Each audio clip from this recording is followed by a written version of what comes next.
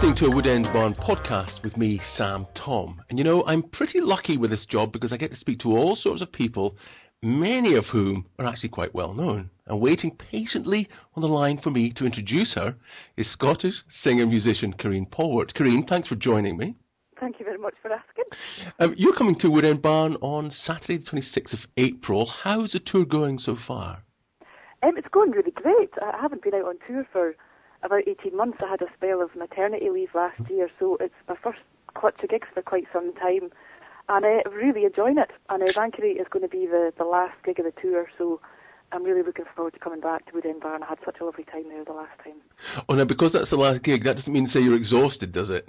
No, it means I'm on a high. And it's a great spot to finish. It's nice to finish in Scotland as well. Yes.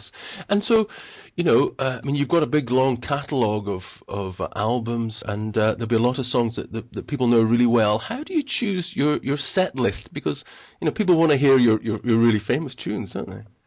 Well, I should be so lucky if I had any famous. Well. But no, there are certainly some songs in my set that would probably be favourite songs that I get asked for quite often. I have been experimenting on this tour, actually, with not playing what's probably my best known song, and so far I seem to have gotten away with it. Really? I think there's something important about making sure that when you sing a song, that you really, you know, you really believe in it at the time that you're singing it. And I definitely find that it's helpful to not sing all the same songs all the time, because with the best will in the world, you don't sing them in quite such a fresh way as you might if you weren't singing them all the time. It does help when I haven't actually been touring for a year and a half, so a lot of the songs are coming back to me and seeming, I'm understanding them myself in a different kind of way. Yes. So I think it's a bit of a dialogue between me and the musicians on stage and what we feel inspired to play and what people ask for.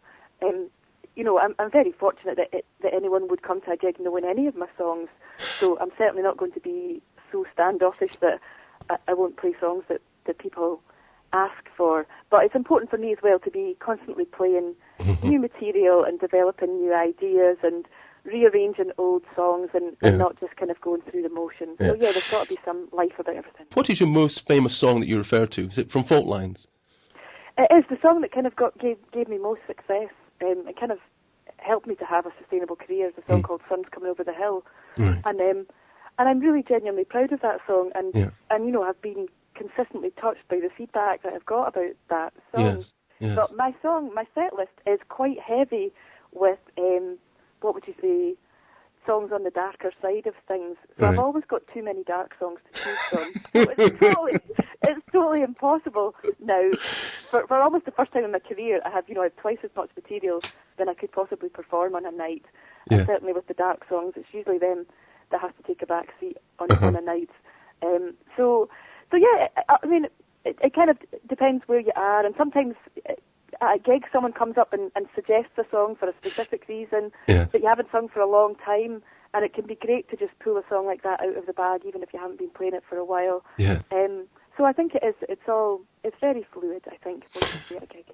You know what's going to happen now, don't you? Someone's going to ask for The Sun's Coming Over the Hill. No. Actually, I better get my chops up for that one before I come to. Well, I was going to say, I hope the team you're travelling with, they actually know how to play this. And who is it you're travelling with? I'm travelling with Inga Thompson, who actually used to stay up in Aberdeenshire, so she's well familiar with the area, and my brother Stephen Polwart as well. So three of us coming along.